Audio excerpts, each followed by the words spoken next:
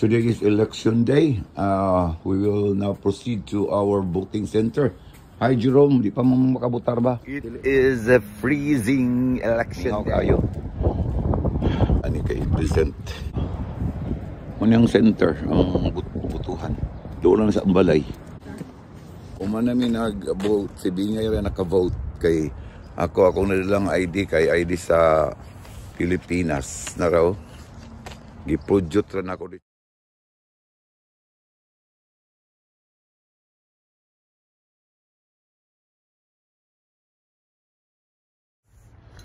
Election day pero mingaw kayo, di ba? Compared sa do sa Pilipinas. Walay tao.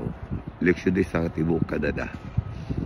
This corner, padulong na ko dito sa unahan para sa election sa akong pagbutar. Mingaw kayo, di ba? Kanada, likod na ko.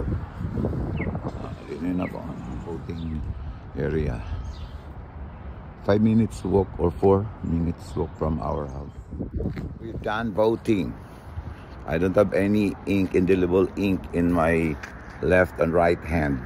It's a simple voting. Ikan ko di oh. Kini. Muli na ko na ang balay oh. Sa unahan.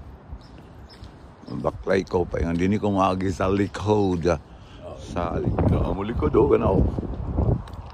Kana na gamay kay nga kuan ano kana na mo garage sa bahangin kani kapalid nara sulod na ko sa among playground ko kay among playground na among balayo.